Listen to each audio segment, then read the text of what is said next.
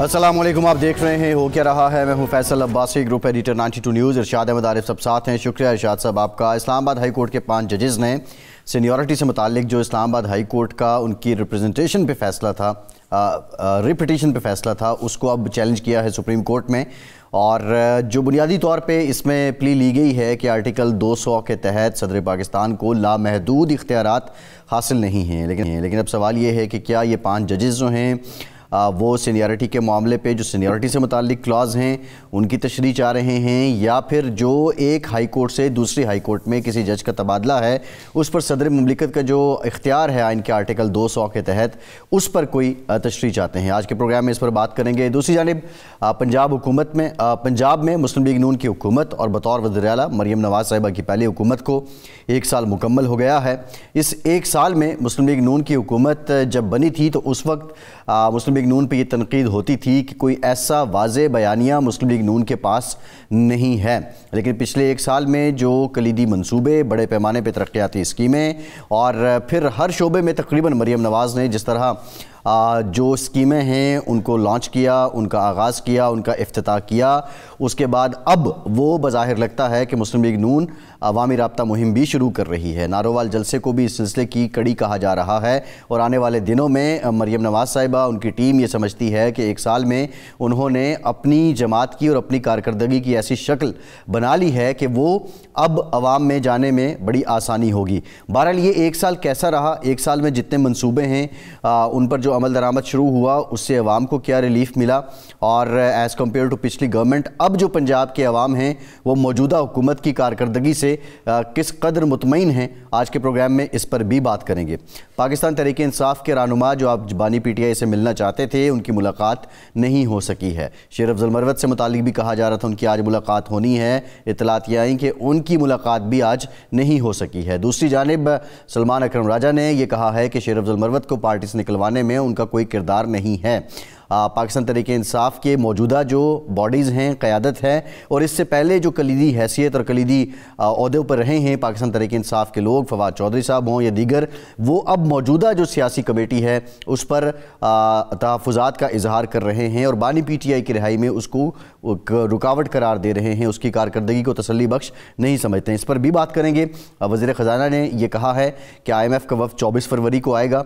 1 से $1.5 अरब जो मौसमियाती तब्दीली है उसकी मद में पाकिस्तान को फ़ंड मिलने का इम्कान है। मौसमियाती तग़य्युर से मुतालिक, पाकिस्तान की बढ़ती आबादी और पाकिस्तान में जो मसाइल हैं और वसाइल की कमी है, इस पर क्या पाकिस्तान को अब जो वादे सैलाब के बाद भी हुए थे इंटरनेशनल लैंडिंग एजेंसीज़ की तरफ से, वो ये उस सिलसिले की कड़ी है या मज़ीद कुछ फ़ंड्स आएंगे, इन तमाम मामलात पे हम बात करेंगे। असद उमर साहब साबिक वज़ीर ख़जाना, सीनियर पॉलिटिशियन हैं, साबिक रहनुमा हैं, पाकिस्तान तहरीक इंसाफ के प्रोग्राम में हमें ज्वाइन कर रहे हैं। असद साहब आपकी तरफ आएंगे। इरशाद साहब, आज आप उज़्मा बुखारी साहिबा के साथ आपकी मीटिंग हुई, 365 दिन मुकम्मल हुए मरीम नवाज़ साहिबा की हुकूमत के, क्या ब्रीफिंग आपको दी गई, क्या बताया गया, और पंजाब हुकूमत का कॉन्फिडेंस इस 1 साल में कितना बड़ा है? अब वैसे उस्मा बुखारी साहबा ने आज एडिटर्स को, एंकर्स को और चीफ न्यूज़ एडिटर्स जो अखबारात के हैं उनको बुलाया था और चैनल्स के, तो उसमें 3 बातें नुमायाँ थीं। वो लंबी चौड़ी ज़ाहिर ब्रीफिंग होती है, बहुत सारी चीज़ें हैं जो अब ज़ाहिर प्रोग्राम का हुजूम इजाज़त नहीं देता सबको बयान करना। एक तो उन्होंने ये कहा कि जी हमारी परफॉर्मेंस जो है, कारगुजारी जो है पंजाब हुकूमत की, मरीम नवाज़ साहिबा की या ओवरऑल मुस्लिम लीग की, वही हमारा नैरेटिव है, बयानिया है। दूसरा उन्होंने कहा कि सेहत, तालीम, ज़राअत, महंगाई, बेरोज़गारी, यानी 4 बड़े चैलेंजेस हैं कि सेहत, तालीम और ज़राअत में हमने क्या परफॉर्म करना है, किस तरह आगे लेके चलना है, क्योंकि तरक्की की बुनियाद इसी से रख सकेंगे, और महंगाई के ख़ात्मे और बेरोज़गारी के लिए हमारा क्या प्रोग्राम है। ये सारा कुछ हमने सॉर्ट आउट कर लिए है और उस पर हम काम कर रहे हैं। और एक बात उन्होंने ये कही कि जिन मंसूबों का मरीम नवाज़ साहिबा ने 1 साल में ऐलान किया है वो सिर्फ फाइलों में नहीं है, अब ऑन ग्राउंड उन पर काम हो रहा है। उन्होंने तफसील बताई उसकी। तो ये एक नटशेल था उसका।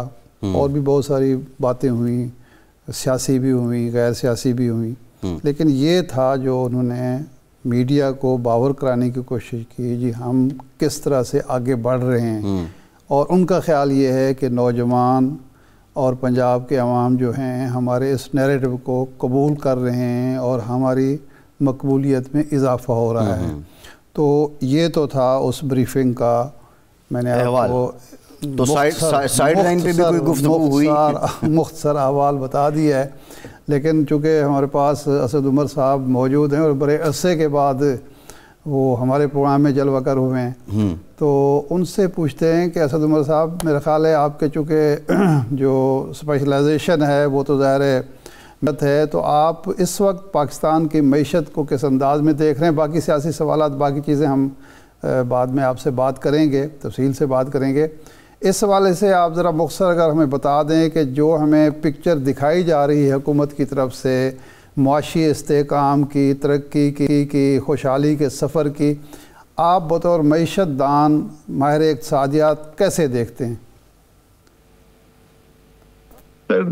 معیشت کو اگر آپ دیکھیں کہاں پہ کھڑی ہوئی ہے تو اس کو ذرا سا پہلے سے دیکھتے ہیں کہ 2022 اس کا رجیم چینج ہوا نا، اس کے بعد شاہ صاحب جو اگلے کوئی 1.5 سال تھا نا، وہ تو بالکل معیشت کی تباہی کے عرصہ تھا۔ پاکستان کی تاریخ میں اتنے برے حالات معیشت کے نہیں ہوئے جیسے حالات اس وقت ہم نے دیکھنے میں نظر آئے، اور بالکل لگتا تھا کہ جی کسی وقت بھی جو ہے وہ دیوالیہ ہو جائے گا پاکستان۔ ایک لحاظ سے ہو بھی رہا تھا، بیرونی قرضوں کے اوپر نہیں کیا تھا ڈیفالٹ، لیکن باہر سے شپمنٹس کو پیمنٹ نہیں ہو رہی تھی اور کیا کیا۔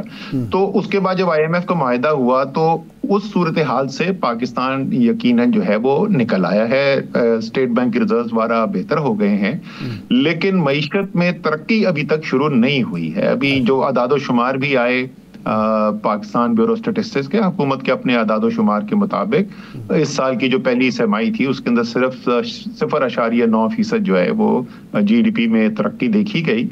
تو ابھی ترقی کا سفر شروع نہیں ہوا ہے، سوائے شہباز شریف صاحب کی تقریروں کے اندر اس میں تو دھواں دھار ترقی شروع ہے۔ صحیح ہے۔ اچھا، اب میرا خیال ہے سیاست پہ آ جائیں۔ آپ نے سیاست اور PTI ایک ساتھ چھوڑی، کچھ عرصہ بالکل خاموش رہے، اب دوبارہ متحرک ہیں، انٹرویوز بھی دے رہے ہیں، میڈیا پہ بھی آ رہے ہیں اور خوشگوار حیرت لوگوں کو ہو رہی ہے۔ یہ فرمائیں کہ اب سیاست میں آنے کا دوبارہ ارادہ بن گیا ہے، کیونکہ ویسے تو یہ کہا گیا ہے شراب کی طرح سیاست بھی چھٹتی نہیں ہے، کافر یہ منہ کو لگی ہوئی، تو یہ اب دوبارہ ارادہ بن گیا ہے یا ابھی صرف ایک جو پریکٹس ہوتی ہے، نیٹ پریکٹس، وہ ہو رہی ہے؟ اچھا، شاہ صاحب خوش قسمتی سے شراب تو میں پیتا نہیں ہوں، تو مجھے نہیں پتا اس کی عادت کتنی پڑتی ہے کتنی نہیں پڑتی، لیکن یہ سیاست جو ہے سر، مجھے کسی نے ایک بات بولی جو میرے ذہن میں لگی، میں نے کہا یار بات میں تو وزن ہے۔ انہوں نے کہا بھائی آپ نے سیاست چھوڑ دی ہے، لیکن اس کا مطلب یہ تو نہیں کہ آپ کی سیاست کی جو ہے جو نالج ہے، جو تجربہ ہے وہ ختم ہو گیا ہے۔ تو آپ کم سے کم اپنا ایک تجزیہ تو دیں، اور جو آپ کے ذہن کے اندر آتا ہے آپ کے تجربے کے لحاظ سے کیا بہتری کی جا سکتی ہے، کیسے اچھائی کی طرف جا سکتے ہیں، تو وہ میں کام کر رہا ہوں۔ نہیں جی، میرا اس وقت کوئی دوبارہ سیاست میں آنے کا کوئی ارادہ نہیں ہے، لیکن یہ میرا ضرور ارادہ ہے کہ اپنی آواز کو شامل کیا جائے ان آوازوں میں کہ پاکستان کو مشکلات سے کس طریقے سے نکالا جا سکتا ہے اور کیا فیصلے پاکستان کے لیے بہتر ہو سکتے ہیں۔ نہیں، اب کیا یہ ارادہ جو ہے وہ آپ انفرادی طور پہ ادا کریں گے یا کچھ اور لوگ بھی ہیں جو آپ کی طرح کی سوچ رکھتے ہیں، پہلے سیاست میں تھے، کسی گروپ کی صورت میں آئیں گے، یا کوئی موجود جو پہلے سے موجود پارٹی میں آپ شامل ہو کر کنٹریبیوٹ کریں گے؟ نہیں، پارٹی ڈیفینیٹلی نہیں شامل ہو رہا، اور گروپ کی چلے میں بات سمجھ گیا، سننے میں آ رہا ہے آج کل ایک گروپ ہے پرانے تحریک انصاف کے ہمارے جو دوست ہیں، ان میں سے کوئی ایک کچھ گروپ بنا کے کچھ کرنا چاہتے ہیں۔ نہیں جی، میں اس کا بھی حصہ نہیں ہوں۔ نہیں، میں پریکٹیکل سیاست میں براہ راست خود کوئی پارٹی میں آنا، عہدہ لینا، کوئی الیکشن لڑنا، میں اس قسم کا میرا کوئی ارادہ نہیں ہے۔ لیکن جو پاکستان کی جمہوریت کو جو مشکلات سامنے نظر آ رہی ہیں، پاکستان کو جو پریشانیاں نظر آ رہی ہیں، بطور ایک پاکستانی کے جس کا 1 روپیہ بھی ملک سے باہر نہیں ہے، جس کے بال بچے بھی سب یہیں پہ ہیں اور جینا مرنا اس ملک کے اندر ہے، تو پاکستان کی بہتری تو پھر بھی ہمارے دل کے قریب ہے نا، تو اس کے لیے ضرور مختلف جو بھی ہمارے سے ہو سکے گا تو کوشش انشاءاللہ ضرور کرتے رہیں گے۔ اچھا، یہ اعتراض بڑے تسلسل سے ہو رہا ہے کہ عمران خان صاحب نے ایک تبدیلی کی امید پیدا کی، آپ جیسے لوگ جو غیر سیاسی تھے، اپنے اپنے شعبوں میں کام کر رہے تھے، وہ سیاست کی طرف مائل ہوئے، خاص طور پر نوجوان نسل جو ہے وہ سیاست میں آئی، لیکن 3.5 سال میں انہوں نے بہت مایوس کیا، اور جس کی وجہ سے ملک معاشی تباہی کا شکار بھی ہوا، اور ایک بدمزگی تلخی سیاست کے اندر انہوں نے پیدا کی، جس کی وجہ سے اس وقت پاکستان ایک بحران کا شکار نظر آتا ہے۔ تو آپ کس طرح اس 3.5 سال کو یا اس سے پہلے جو سیاست ہے اس کو کیسے دیکھتے ہیں، اور کیا واقعی یہ موجودہ تلخی، موجودہ بحران، موجودہ کشمکش جو ہے وہ عمران خان صاحب اور تحریک انصاف کا پیدا کردہ سارا معاملہ ہے یا کچھ اور عوامل بھی ہیں؟ نہیں جی، ہماری دیکھیں، جہاں تک آپ نے بات کی معاشی مشکلات کی، معیشت تباہی کا شکار ہو گئی، وہ تو کسی کو افسانوی ناول کسی نے لگتا ہے کوئی پڑھا ہوا ہے، حقیقت سے اس کا دور دور تک تعلق نہیں ہے۔ معیشت بہرحال اتنی اچھی نہ ہوئی ہو جتنی سب کی خواہش تھی، لیکن اس میں کوئی شک نہیں ہے کہ جس دن عمران خان پہلے دن وزیر اعظم بنے تھے اس سے معیشت بہت بہتر تھی جو آخری دن ان کے وزارت عظمیٰ کا تھا۔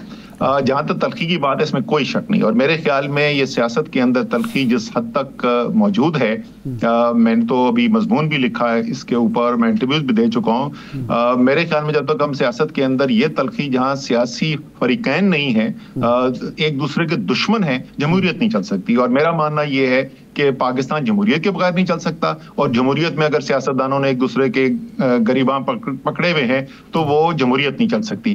لیکن کیا یہ تلخی آج پیدا ہوئی ہے؟ 1990 کی دہائی، آپ اور میں اس عمر سے تعلق رکھتے ہیں کہ ہم نے پاکستان کی سیاست جو ہے وہ 2018 کے بعد نہیں دیکھی، ہم بہت عرصے پہلے سے سیاست کو دیکھتے آئے ہیں۔ 1977 میں جس وقت کیمپین چل رہی تھی PNA کی، ذوالفقار علی بھٹو کے خلاف مارشل لا لگا، پھانسی دی گئی بھٹو صاحب کو، تو عمران خان تو کرکٹ کھیلتے تھے۔ اسی طریقے سے 90 کی دہائی میں تواتر کے ساتھ جو تبدیلیاں آتی رہیں، اسٹیبلشمنٹ کے ساتھ مل کے کبھی ایک پارٹی گراتی تھی دوسرے کو، دوسری گراتی تھی۔ بات یہ ہے کہ جب یہ تلخیاں ختم کی، پیپلز پارٹی نون لیگ بیٹھ گئی، وہ کہتے ہیں ماضی سے ہم نے سبق سیکھا۔ آپ ہی کی جماعت تھی پاکستان تحریک انصاف جس نے اس کو مکا کر رنگ دیا۔ ابھی جو ریسنٹ پاسٹ میں تلخی بڑی ہے، آپ نہیں سمجھتے کہ اس میں پاکستان تحریک انصاف کا اور بانی PTI کا کلیدی کردار ہے؟ جب وہ بٹھانا چاہتے تھے اس وقت کہتے تھے میں ان چوروں سے، ان ڈاکوں سے ہاتھ نہیں ملاؤں گا۔ دیکھیں، جہاں تک وہ پہلے کی بات ہے، میں پہلے بھی عرض کر چکا ہوں اس کے اوپر، ایک سے زیادہ وجوہات تھی کہ وہ جو میثاق جمہوریت تھی وہ کامیاب نہیں ہو سکی۔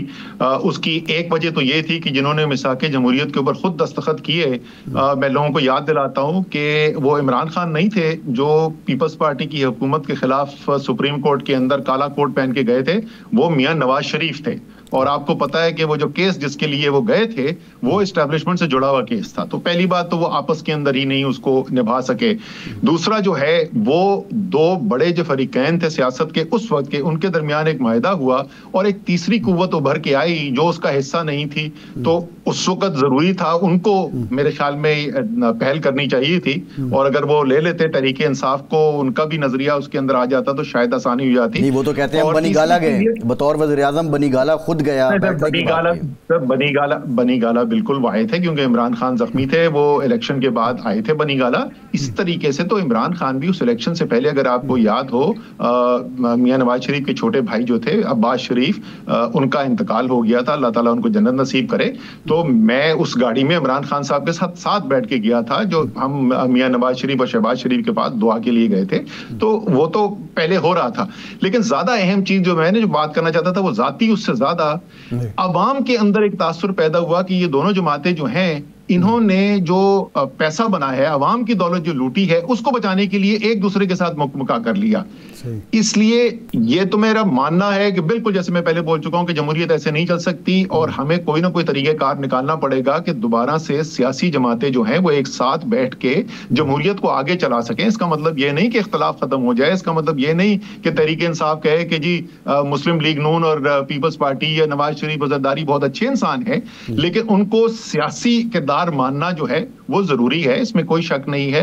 اور کیا یہ جو اس وقت کی تلخیاں ہیں، کیا اس کے اندر کچھ نہ کچھ حصہ تحریک انصاف کی پالیسی نے بھی ڈالا ہوگا؟ بالکل ڈالا ہوگا، اور میرے خیال میں سب کو اپنے تجربے سے سیکھنا چاہیے، اور کم سے کم میں یہ کہہ سکتا ہوں تحریک انصاف کی طرف سے کہ ہمیں بھی، اب ظاہر ہے میں ان کو ریپرزینٹ تو نہیں کرتا، میں تحریک انصاف کا اسپوکس پرسن نہیں ہوں، لیکن ایک شخص کے لحاظ سے جس نے اتنی قریب سے دیکھا ہو پارٹی کو اور اس کا حصہ رہا، اور آج بھی جس کی ہمدردیاں اس پارٹی کے ساتھ ساتھ ہو.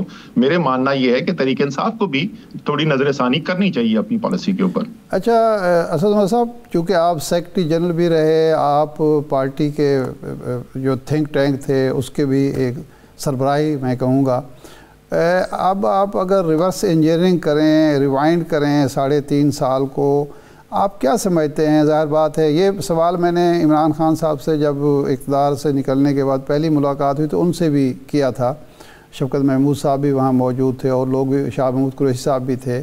آپ سمجھتے ہیں کہ آپ سے، آپ کی پارٹی سے، آپ کی جماعت سے یا آپ کے اس وقت کے لیڈر سے کہاں غلطی ہوئی جس کی وجہ سے معاملہ خراب ہوا؟ جو لوگ آپ کی پشت پر کھڑے تھے وہ آپ سے پیچھے ہٹ گئے اور جن لوگوں کو انہوں نے اقتدار سے نکالا تھا انہی کو قبول کرنا پڑا. یہ آپ کوئی تجزیہ کیا آپ نے، یا کچھ بتا سکتے ہیں کہ غلطی کہاں ہوئی آپ کی طرف سے یا دوسری طرف سے؟ جی بالکل. اس کے اوپر دیکھیں شاہ صاحب، بہت بات پہلے بھی ہو چکی ہے کہ کیا ہوا جس کی وجہ سے وہ ایک پیج جو تھا وہ ایک پیج نہ رہا. لیکن میرے خیال میں اس سے زیادہ اہم بات کرنے کی ضرورت یہ ہے کہ اس ایک پیج کی سیاست کے اندر ضرورت کیوں ہو. اور اصل اگر کوئی سبق سیکھنے کا ہے تحریک انصاف کے لیے، اگر آپ مجھ سے پوچھیں کہ بھائی آپ اپنا تجزیہ کریں، ظاہر ہے ایک حکومت چلانے کے لحاظ سے، فیصلہ سازی کے لحاظ سے ہمیشہ بہتری کی گنجائش ہوتی ہے اور غلطیاں بھی انسان کرتا ہے. تو اگر آپ مجھ سے پوچھیں کہ اسد عمر تم وفاقی وزیر تھے یار، پہلے خزانہ کے تھے، پھر پلاننگ کے تھے، کیا تمہاری کارکردگی اس سے بہتر ہو سکتی تھی؟ بالکل ہو سکتی تھی. لیکن ان چیزوں کے سے زیادہ بڑی جو اگر آپ مجھ سے پوچھیں بات، وہ یہ ہے کہ ہم سیاسی پارٹی ہیں، ہم جمہوری جدوجہد پہ یقین رکھتے ہیں. ہم سمجھتے ہیں کہ پاکستان کی بہتری جمہوریت کے ذریعے آئے گی. تو جو جمہوریت کے تقاضے ہیں اس کو جس طریقے سے پورا کرنا چاہیے، ان کی اہمیت کو جتنا سمجھنا چاہیے، وہ شاید ہمارے فیصلوں کے اندر اس کا عکاسی نہیں نظر آئی. سب سے پہلی چیز، کوئی بھی آپ چیز میں کامیابی حاصل کرنا چاہتے ہیں تو آپ نے ادارے مضبوط کرنے ہوتے ہیں. تو جمہوریت کا سب سے بڑا ادارہ پارلیمان ہے. میرے خیال میں ہم نے بھی پارلیمان کو وہ اہمیت نہیں دی جو دینی چاہیے تھی. اسی طریقے سے سیاسی پارٹیوں کا آپس میں باہم جو رشتہ ہونا چاہیے وہ جمہوریت کے لیے جو ضروری ہے، تمام مخالفت کے باوجود ہم نے وہ پورا نہیں کیا. ہمارا دار و مدار جو ہے وہ ایک حد تک سول بیوروکریسی کے اوپر بھی میرے خیال میں جتنا ہونا چاہیے اس سے زیادہ تھا. ہمیں اپنے سیاسی لوگوں کے پاس ہم نے اسپیس کم دی، بیوروکریسی کے اوپر زیادہ ریلائی کیا.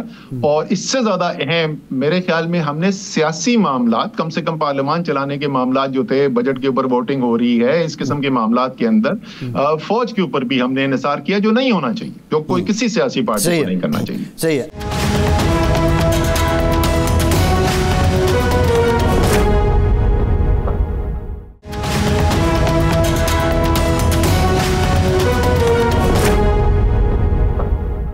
شیر افضل مروت صاحب ہیں، ابھی تو وہ پی ٹی آئی کا حصہ نہیں ہیں، لیکن وہ اپنی ایک انڈیپینڈنٹ رائے دیتے ہیں.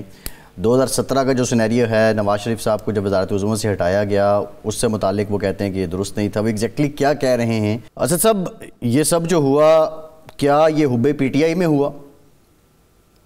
یار یہ پتہ نہیں، شیر افضل مروت صاحب تو مجھے لگ رہا تھا مسلم لیگ نون کے 2017 کے کوئی لیڈر بات کر رہے ہیں. یہ تو بالکل مسلم لیگ نون کا بیانیہ تھا کہ بیٹے سے تنخواہ نہ لینے کی وجہ سے کیا گیا. آپ کو پتا وہ کیس یہ نہیں تھا. میرے خیال میں کیا میاں صاحب کے خلاف جو الزامات آئے تھے پینما کے اندر، ان کے اندر وزن تھا، بالکل تھا. کیا میاں صاحب جو ہے ان الزامات کا جواب یا عوام کی عدالت میں یا قانون کی عدالت میں دینے سے قاصر رہے؟ میرے خیال میں بالکل قاصر رہے. تو یہاں تک تو بالکل درست بات ہے. جو سوال پھر اٹھتا ہے دوبارہ سے، میں وہی تو بولتا ہوں نا، کچھ سیکھنا چاہیے ہمیں.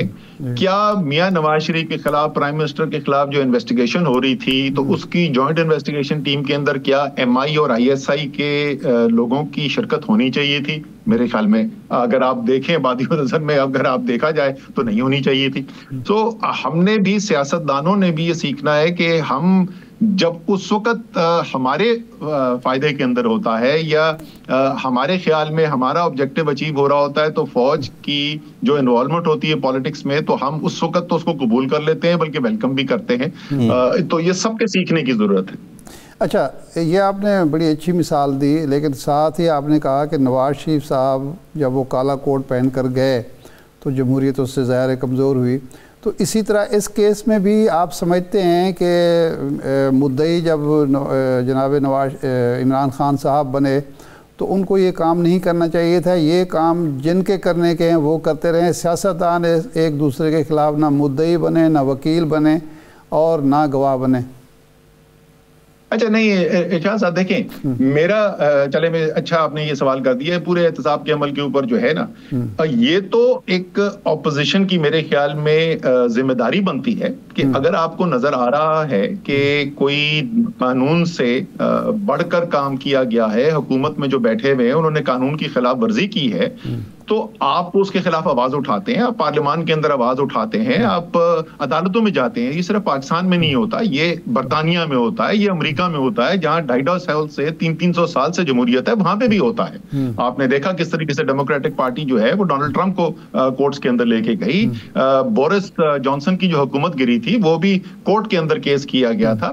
سو یہاں تک تو جائز ہے، لیکن سیاستدان کو یہ کہنا کہ میں قوم سے وعدہ کر رہا ہوں کہ فلانے شخص کو جو ہے جیل میں ڈالا جائے گا، میرے خیال میں یہ سیاستدان کا کام نہیں ہے، اور یہ انصاف کا تقاضا بھی نہیں ہے۔ انصاف کا تقاضا تو یہ ہے نا کہ جو قانون کے ادارے بنے ہوئے ہیں، جو عدالتیں ہیں، ان کے ذریعے یہ فیصلہ ہو کہ کس کو جیل میں جانا ہے کس کو نہیں جانا۔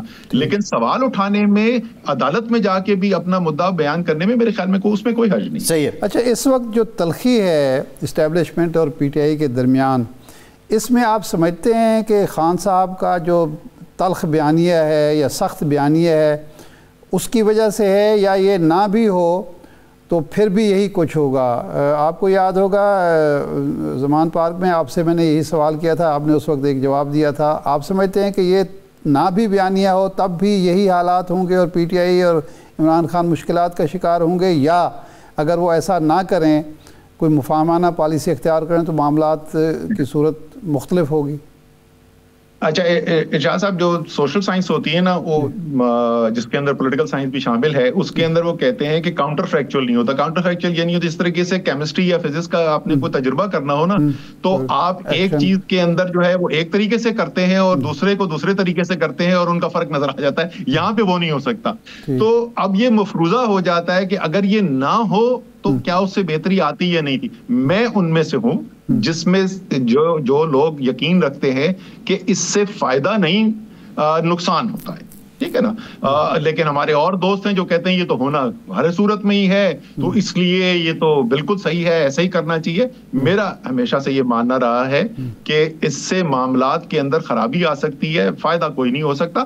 آپ اصول کی بات ضرور کریں۔ میں آپ کو ایک اچھی بات بتاؤں، عمران خان صاحب ہم سب کو یہ سمجھایا کرتے تھے کہ جب آپس کے تعلقات ہیں کبھی بھی اس کو ایسا نہ کرو کہ وہ ذاتی کوئی چیز عنصر اس کے اندر آ جائے، کیونکہ وہ پھر انسان ساری زندگی اس کو معاف نہیں کرتا۔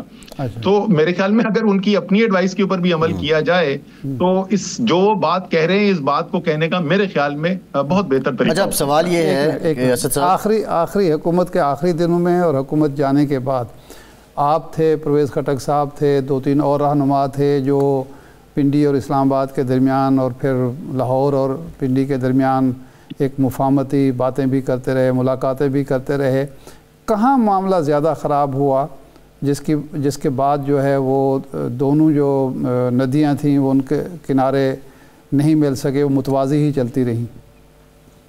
اچھا، انفرادی طور پہ اگر آپ کوئی بھی عمل دیکھیں نا تو بہت سارے پوائنٹ ایسے آتے ہیں، ایسا لگتا تھا کہ اگر اس وقت ذرا سی مختلف فیصلہ سازی ہو جاتی تو شاید نتائج مختلف آتے۔ لیکن میرے خیال میں وہ جو رجیم چینج آپریشن سے ایک عمل شروع ہوا نا، پھر اس کے بعد ارشاد صاحب وہ پھر شاید سب کے ہی وہ قابو سے باہر نکل گیا۔ وہ میرے خیال میں باجوہ صاحب کے پاس بھی پورا اس وقت ان کا کنٹرول نہیں رہا، اور جو وہ سمجھ رہے تھے کہ اس کے بعد جس طرف معاملات جائیں گے وہ وہاں نہیں گئے، اور ہمارے پاس بھی وہ کنٹرول نہیں تھا۔ تو غلطیاں تو ظاہر ہے، کچھ نہ کچھ تو غلطیاں ہوں گی۔ پاکستان اگر اتنی تکلیف اور مشکل سے گزرا اور گزر رہا ہے تو کہیں نہ کہیں غلطیاں تو ضرور ہوئی ہوں گی نا۔ نہیں، لیکن یہ آپ کے یعنی خان صاحب کے مخالفین کا کہنا یہ ہے کہ چونکہ پارٹی میں کسی بھی شخص کو انہوں نے کبھی کوئی اختیار نہیں دیا، اور وہ 2 مثالیں پیش کرتے ہیں۔ نمبر 1 تو یہ ہے کہ جب 23 میں یہ مذاکرات ہو رہے تھے، 2 اسمبلیاں ٹوٹ گئی تھیں اور کیس چل رہا تھا عدالت میں، شاہ محمود قریشی صاحب کی قیادت میں مذاکرات ہوئے، مذاکرات آلموسٹ دعویٰ یہ ہے جو اس وقت حکمران اتحاد تھا کہ کامیاب ہو گئے تھے، اکتوبر میں الیکشن پر اتفاق ہو گیا تھا، لیکن اچانک خان صاحب نے مذاکرات ختم کر دیے۔ اب پھر مذاکرات ہو رہے تھے اور وہ خان صاحب نے کر دیے۔ تو کیا یہ جو اس وقت بھی جو ناکامی ہوئی وجہ یہی تھی کہ خان صاحب سبوٹاج کر دیتے تھے، یا ایسا نہیں تھا بلکہ دوسری طرف سے ان معاملات کو، مذاکرات کو ہمیشہ خراب کیا گیا؟ میں جو جی یہ بات بہت دفعہ کی جاتی ہے کہ خان صاحب جو ہیں وہ کسی کی سنتے نہیں، تو میں آپ کو بڑی بڑی دو تین چیزوں کی مثال دے دوں۔ اسمبلیوں سے، قومی اسمبلی سے استعفے دینا ایک بہت بڑا فیصلہ تھا۔ اسی طریقے سے جو پنجاب اور خیبر پختونخوا کی اسمبلی کو توڑنا، وہ ایک بہت بڑا فیصلہ تھا۔ نہیں، بڑا فیصلہ تھا یا برا فیصلہ تھا؟ میں ابھی بتاتا ہوں کہ میرے خیال میں برا تھا یا نہیں۔ بڑے تو ڈیفینیٹلی تھے، اس میں تو کوئی شک ہی نہیں کہ بڑے فیصلے تھے۔ میں ابھی آپ کو بتاتا ہوں کہ میرے خیال میں برے تھے یا نہیں تھے۔ اور اسی طریقے سے وہ الیکشن کی تاریخ جو ہے اس کے اوپر معاہدہ کر لینا یا نہ کر لینا۔ دیکھیں، جو میں فواد چودھری اور شاہ محمود قریشی جو ہیں وہ سپریم کورٹ کے اندر کھڑے ہوئے ہیں، عمر عطا بندیال صاحب کا بینچ ہے، انہوں نے آ کے واپس فیصلہ سنانا ہے کہ پنجاب اسمبلی کے الیکشن کا کیس کیا ہونا ہے، ہم انتظار کر رہے ہیں۔ تو فواد چودھری نے کہا کہ جی میرے خیال میں ہم نے دو بڑے جو فیصلے کیے ہیں، ہماری ساری سیاست اس پہ کھڑی ہوئی ہے۔ اور وہ دو بڑے فیصلے کیا تھے؟ انہوں نے کہا جی ہم نے اسمبلیوں سے جو استعفیٰ دیا وہ زبردست فیصلہ تھا، اور ہم نے جو پنجاب اور خیبر پختونخوا کی اسمبلی توڑ دی وہ بہترین فیصلہ تھا۔ شاہ محمود قریشی صاحب کا ماننا یہ تھا کہ اسمبلی سے، قومی اسمبلی سے استعفیٰ ہمیں نہیں دینا چاہیے تھا، پنجاب اور خیبر پختونخوا کی اسمبلی ہم نے بالکل ٹھیک توڑی۔ میرا خیال یہ تھا کہ ہم نے دونوں فیصلے غلط کیے۔ تو اب سینئر ترین سطح کے اوپر بھی ایک سے زیادہ رائے موجود تھی، تو ایسا نہیں ہے کہ سب ایک ہی طرف کھڑے تھے، متضاد رائے ہوتی تھی۔ ظاہر ہے آخر میں چیئرمین عمران خان ہے، ووٹ بینک عمران خان کا ہے، تو سب سے بڑا فیصلہ انہی کا ہوتا تھا، اس میں کوئی شک نہیں۔ تو آج آپ کیا سمجھتے ہیں اس وقت جو صورتحال ہے کہ واقعی یہ پرفارمنس جو ہے موجودہ گورنمنٹ کی، خاص طور پر پنجاب میں، اس کی وجہ سے پی ٹی آئی کی، خان صاحب کی مقبولیت کم ہو رہی ہے، یہ اسی طرح چلتی رہے گی؟ اور یہ اگر سال دو سال مزید موجودہ حکومت نکال لیتی ہے تو خان صاحب کی اور پی ٹی آئی کی سیاست کا اسی طرح خاتمہ ہو جائے گا، پنجاب میں خاص طور پر جس طرح پیپلز پارٹی کا ہوا تھا؟ دیکھیں شاہ صاحب، آپ نے سیاست پاکستان کی بڑی دیکھی ہوئی ہے، قریب سے دیکھی ہے۔ جو فیصلے عوام کرتی ہیں نا، وہ سیاست کی بنیاد پہ ہوتے ہیں، وہ ڈیولپمنٹ کی بنیاد کے اوپر نہیں ہوتے۔ جنرل مشرف کا اور شوکت عزیز صاحب کا جو 5 سال کا عرصہ تھا، معیشت نے بہت ترقی کی، اس کے اندر بہت ڈیولپمنٹ، خاص پنجاب کے اندر پرویز الہی صاحب کی حکومتی بے تحاشا ڈیولپمنٹ کا کام کیا گیا۔ جب ووٹ ڈالنے کی باری آئی تو ووٹ نہیں ملا۔ اس سے بھی زیادہ بڑی مثال اگر آپ دیکھ لیں، ضیاء الحق صاحب کا 11 سال کا ماشاءاللہ معیشت نے بہت ترقی کی اس 11 سال کے اندر۔ بھٹو صاحب کو پھانسی دے دی گئی، پارٹی ٹوٹ گئی، سب نئے لوگ وہاں پر آ گئے، اور 11 سال کے بعد بھٹو صاحب کے زندہ نہ ہوتے ہوئے بھی جب عوام نکلی ووٹ ڈالنے کے لیے تو انہوں نے ووٹ جو ہے ذوالفقار علی بھٹو کے نام پر ووٹ ڈالا۔ سیاست فیصلہ کرے گی کہ اگلے الیکشن کے اندر کیا ہونے والا ہے۔ مسلم لیگ نون جو سیاست کر رہی ہے، میرے خیال، اور یہ میں آج سے نہیں کہہ رہا، یہ میں اپریل 2022 سے کہہ رہا ہوں، انہوں نے اپنی سیاست کا جنازہ نکال لیا ہے۔ اگر وہ اپنی سیاست کو مختلف کرتے ہیں، اگر وہ عوام جہاں پر کھڑی ہوئی ہے وہ اس کے قریب تر آنے میں کامیاب ہوتے ہیں تو بالکل سیاست میں کوئی چیز حرف آخر نہیں ہوتی۔ لیکن اگر اچھے انتظامی فیصلے کرنے سے اور اچھی ترقیاتی اسکیمیں بنانے سے وہ سمجھ رہے ہیں کہ اگلا الیکشن بدل جائے گا، وہ نہیں بدلنے والا۔ جی اچھا، یہ بتائیے اسد صاحب کہ ابھی ایک تو پی ٹی آئی کے جو معاملات چل رہے ہیں، فواد چودھری صاحب بہت ریزرویشن ہے ان کی، جو موجودہ سیاسی کمیٹی ہے اور حکمت عملی ہے اس پہ ان کے تحفظات ہیں، آپ ان کی بات سے ایگریڈ ہیں کہ یہ جو باہر قیادت ہے پاکستان تحریک انصاف کی، یہ اس طرح پروسیڈ نہیں کر سکی کہ کوئی راہ ہموار ہو بانی پی ٹی آئی کی رہائی کی؟ دیکھیں، میں جو ہوں نا، سچی بات ہے، میں نہیں کرتا ان کی تنقید، کیا اس کے اندر پرفارمنس بیچے۔ ہمیشہ کسی کی بھی آپ پرفارمنس کے اوپر نظر ڈالیں گے تو ظاہر ہے اس کے اندر بہتری کی گنجائش آپ کو نظر آتی ہے، لیکن انتہائی مشکل حالات کے اندر وہ کام کر رہے ہیں۔ اور میرے خیال میں اسد عمر جو خود سیاست چھوڑ کے بیٹھ گئے ہیں، ان کو یہ حق ہی نہیں پہنچتا کہ وہ تنقید کریں ان کے اوپر کہ جو اس وقت ذمہ داری اٹھا رہے ہیں۔ میرے خیال میں کوئی فیصلے بہتر ہو سکتے ہیں۔ میرے خیال میں ایک چیز جو بالکل واضح ہے کہ جس کو بہتر ہونے کی ضرورت ہے وہ آپس کی جو چپکلش ہے بند کمرے کے اندر جو مرضی کر لیا کرے, کم سے کم ٹی وی پر آ کے جو ہے وہ بالکل واضح یہ نہیں نظر آنا چاہیے, اور جلسوں کے اندر واضح نہیں نظر آنا چاہیے کہ کس طریقے کے گروپس بن رہے ہیں. تو بہتری کی تو وہاں پہ گنجائش ہے, لیکن یہ کہہ دینا کہ وہ سب چاہتے سارے کے سارے جو ہیں, ہو سکتا ہے ان میں سے ایسے بھی لوگ ہوں بھائی بھائی, یہ ناممکن نہیں ہے, ہو سکتا ہے ان میں سے چند ایسے بھی لوگ ہوں جو واقعی چاہتے ہیں عمران خان مارنا ہے, لیکن یہ کہہ دینا کہ مجموعی طور پہ سبھی لوگ ایسے ہیں, ایسا نہیں. جی ٹھیک, بہت شکریہ اسد عمر صاحب آپ کے وقت کا. ایک بریک واپس آتے ہیں, ہمارے ساتھ رہیے.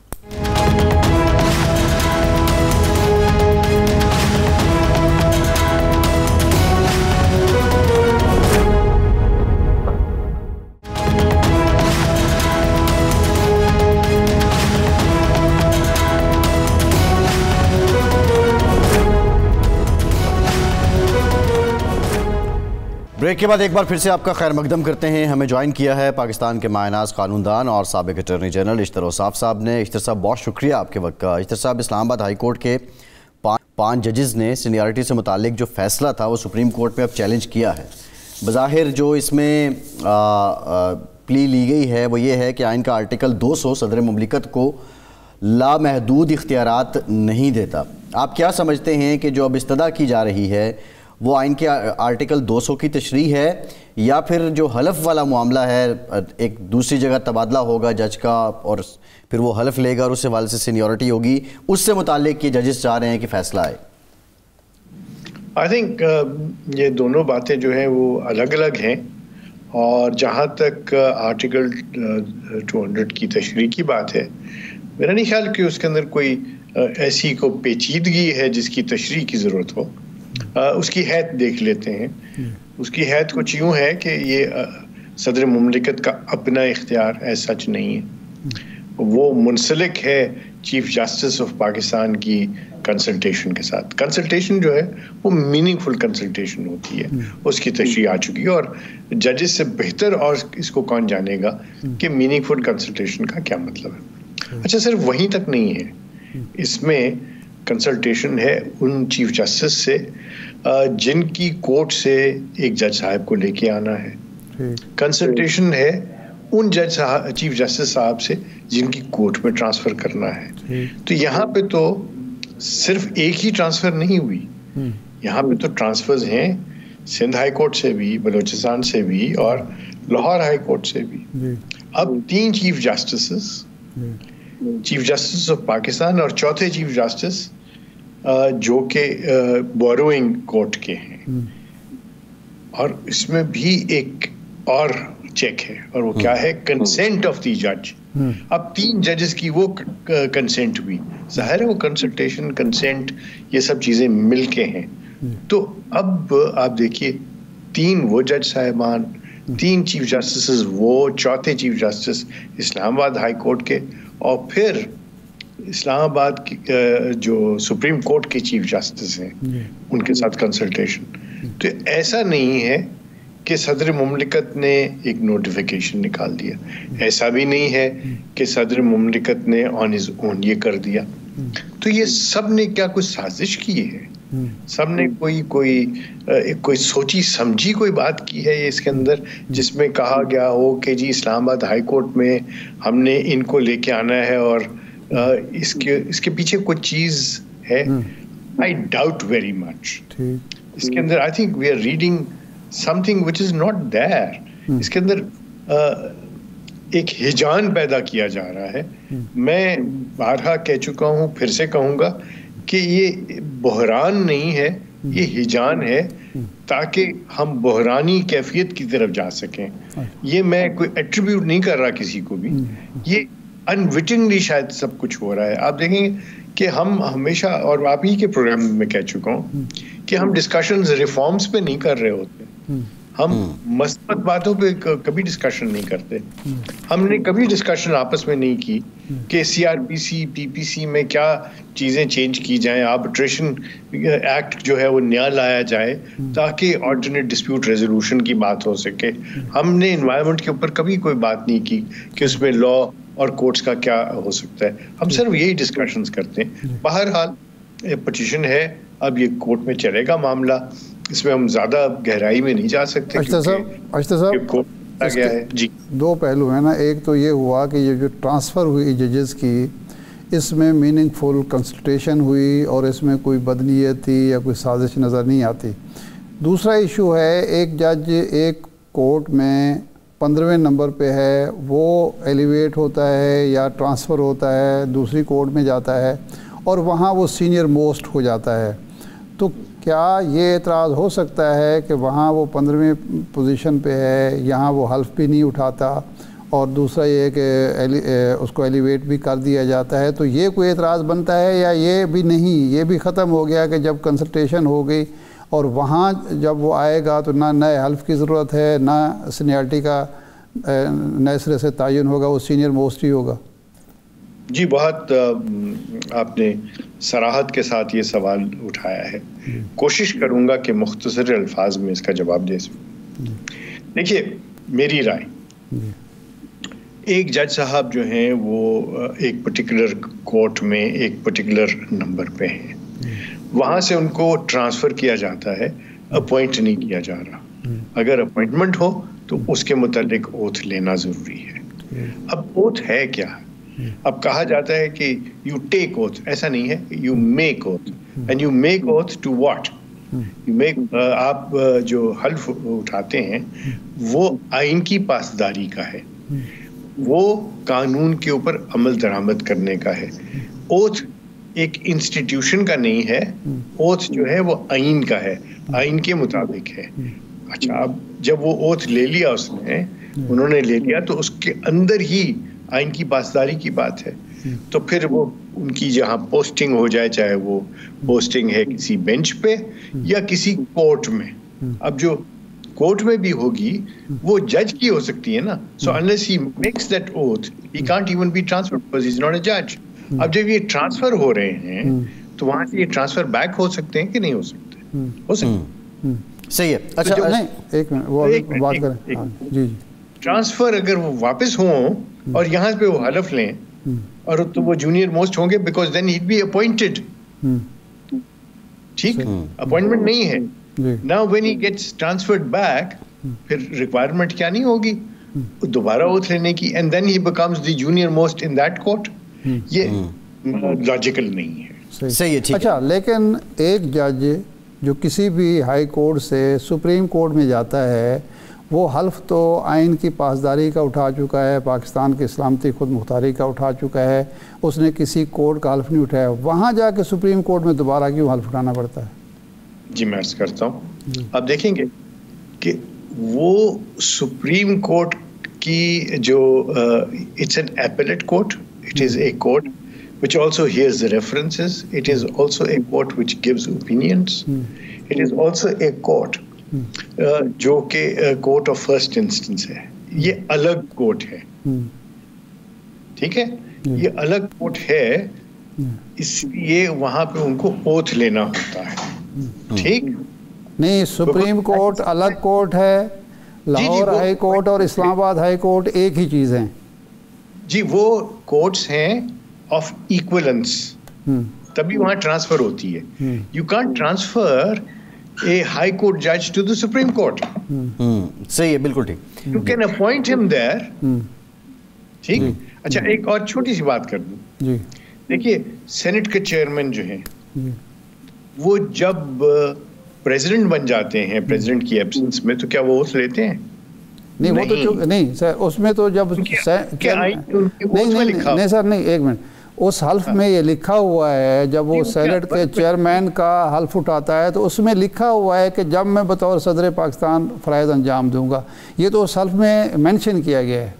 رائٹ. اب آپ اپنا ہائی کورٹ کے ججز کا حلف دیکھ لیں, وہاں پہ لکھا ہوا ہے ہائی کورٹ کے فلاں ہائی کورٹ کے جج کے طور پہ میں حلف لیتا ہوں, اور آگے لکھا ہوا ہے آف پروونسز. یہ سب کنوینئنٹلی بھول جاتے ہیں.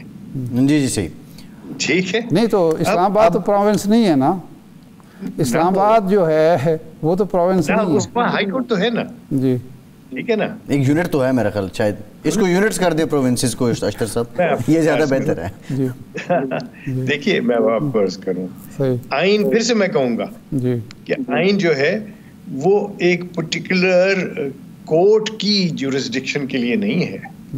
अब उसी 200 में देखें कि 200 में ये भी लिखा हुआ है कि उनको कोई और ओहदा भी दिया जा सकता है जज के लिए.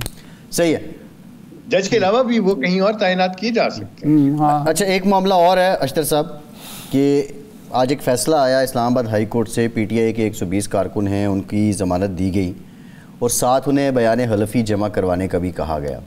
क्या ये प्रेसिडेंट मौजूद है कि आप किसी को ज़मानत दें और उससे फिर बयान हलफी भी लें? नहीं, बयान हलफी भी ये कि भाई आइंदा ये जुर्म नहीं करूँगा, यानी जब वो एक एतराफ़ जुर्म कर रहा है तो वो तो जब केस असल केस शुरू होगा उसमें उसके एविडेंस के तौर पर पेश होगा. ये शर्त लगाई गई है कि जनाब आप एक बयान हलफी इंतज़ामिया के पास जमा करें कि आइंदा मैं ये काम नहीं करूँगा.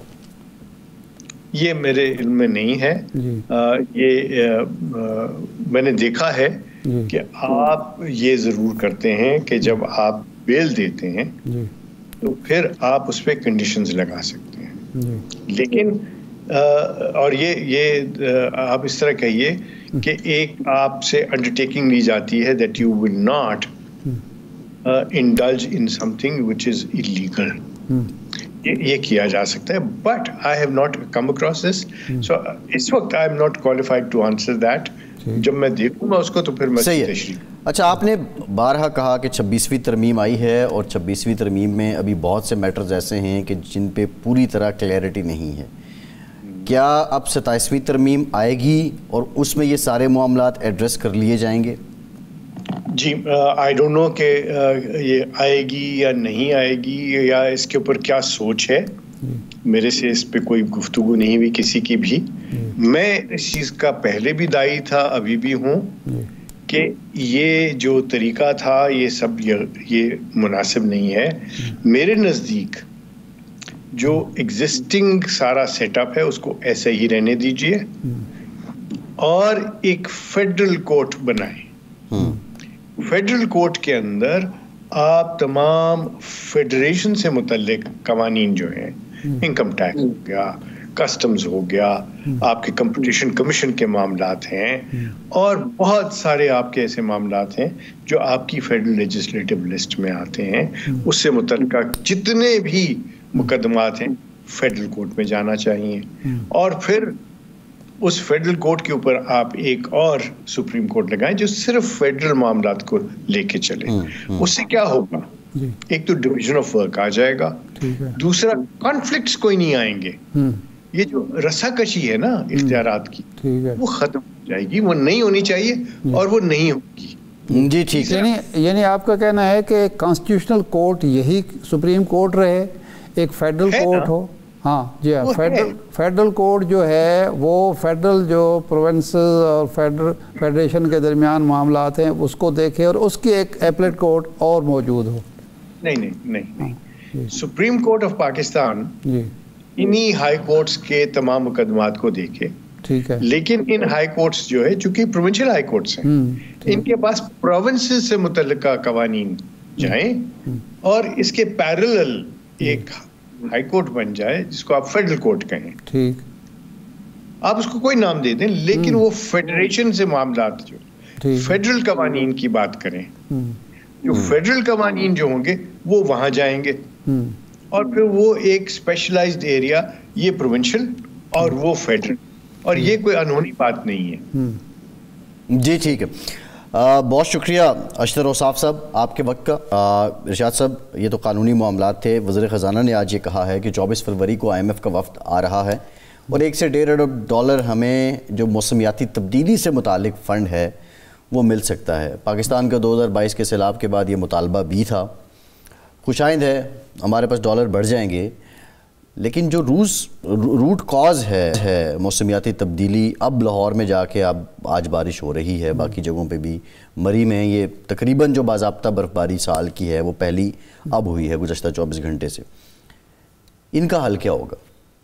जो मौसमियाती तब्दीली हम खुद जो तब्दीली ला रहे हैं, दरख्त काट रहे हैं हाउसिंग सोसाइटियों के नाम पे, हम दरख्त काट रहे हैं ईंधन के नाम पे और आबादी बढ़ती जा रही है, वसाइल कम हो रहे हैं, तो इसका हल क्या होना है?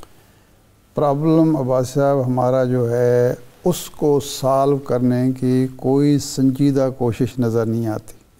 ہم جو بھی منصوبہ بناتے ہیں اس کا مقصد یہ نہیں ہوتا کہ جو اصل ایشو ہے اس کو ہم نے ایڈریس کرنا ہے اور اس کے لیے اقدامات کرنے ہیں، بلکہ یہ ہوتا ہے کہ کہیں نہ کہیں سے ہمیں فنڈز مل جائیں اور وہ فنڈز ہم انہی مدات میں خرچ کریں، انہی منصوبوں پر خرچ کریں جو پہلے سے موجود ہیں۔ وہ کاٹھی پر کاٹھی ڈالنے کی بات ہے کہ ایک سڑک جو ہے وہ بنی ہوئی ہے، ٹھیک ٹھاک چل رہی ہے، تھوڑی بہت پیچ ورک سے کام بن سکتا ہے، لیکن اس کی ہم نے دوبارہ تعمیر شروع کر دینی ہے اور اس میں سے پیسے بنا لیتے ہیں۔ ایک جو ہے انڈر گراؤنڈ جو یہ انڈر پاسز ہیں وہ موجود ہیں، اس کی بیوٹیفکیشن ہم شروع کر دیتے ہیں۔ اب یہ فنڈز اگر اقوام متحدہ ہمیں IMF ہمیں دے دیتا ہے، پہلی بات تو یہ ہے کہ یہ کیا فنڈ ہوگا، گرانٹ ہوگی یا قرضہ ہوگا۔ اگر قرضہ ہے کیا ہم اس کو واقعی اسی منصوبے پر خرچ کریں گے جس کے لیے ہم لے رہے ہیں؟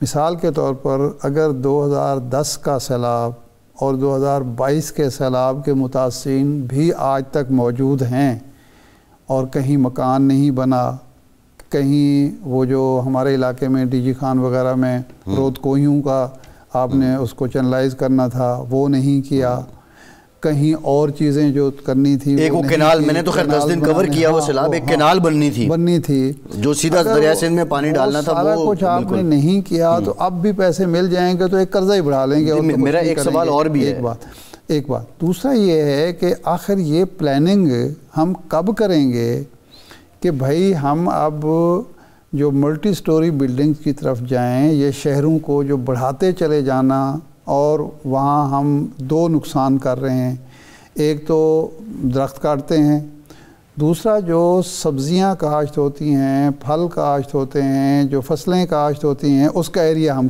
کم کرتے چلے جا رہے ہیں، عمارتیں بناتے چلے جا رہے ہیں، تو اس کے نتیجے میں بھی تو آپ کی موسمیات جو ہے متاثر ہو رہی ہے نا۔ تو وہ کب ہوگا؟ کیا ابھی تک کسی صوبائی حکومت نے، مرکزی حکومت نے یہ فیصلہ کیا ہے کہ لاہور مثال کے طور پر سب سے زیادہ پھیلا ہے کہ یہ آج سے لاہور اس سے آگے نہیں بڑھے گا، جو بلڈنگز بنے گی، جو آبادیاں ہوں گی اسی کے اندر ہی اندر ہوں گی، اس سے آگے ہم نہیں لے جائیں گے؟ وہ تو ہم نے کوئی ابھی تک فیصلہ نہیں کیا۔ اسلام آباد اتنا پھیلا دیا ہے اور ایسے ایریاز میں بلڈنگز بن گئی ہیں، وہاں رہنا ہی مشکل ہے۔ اور اسلام آباد کے بارے میں جب یہ 2005 کا زلزلہ آیا تھا تو اس وقت یہ کہا گیا تھا کہ یہ زلزلے کی ایک وجہ یہ پھیلاؤ بھی ہے، کیونکہ وہ جو پہاڑی علاقہ ہے اس کے بارے میں جب یہ 1958 میں یا 58 میں یہ فیزیبلٹی تیار ہوئی تھی تو یہ طے ہو گیا تھا کہ اس سے زیادہ نہ بلڈنگیں بنیں گی نہ اس سے زیادہ اس کی آبادی بڑھے گی، کیونکہ اگر آپ آبادی بڑھائیں گے، اگر جو بلڈنگیں بڑھائیں گے تو جو پہاڑوں پر دباؤ آئے گا وہ زلزلے کا باعث بنے گا۔ زلزلے کی ایک وجہ یہی ہوتی ہے نا کہ آپ پہاڑی علاقوں پر وہ دباؤ ڈالتے ہیں جس کی وجہ سے وہ پہاڑ ریئیکٹ کرتے ہیں۔ تو وہ اس وقت 2005 میں تسلسل سے یہ کہا گیا کہ اس اسلام آباد کو دارالحکومت کو یہاں سے تبدیل کیا جائے گا، لیکن کچھ بھی نہیں ہوا۔ اب بارش نہیں ہو رہی، برفباری نہیں ہو رہی، ارشاد صاحب گلیشیئر نہیں ہے، گلیشیئر پگھلنے کی وجہ سے زلزلے آتے ہیں۔ یہ بہت سے اسپیکٹس ہیں جن پہ دیکھنا چاہیے۔ پروگرام کا ٹائم ختم ہو گیا، بہت شکریہ آپ کا، آج کے پروگرام میں اجازت دیجیے۔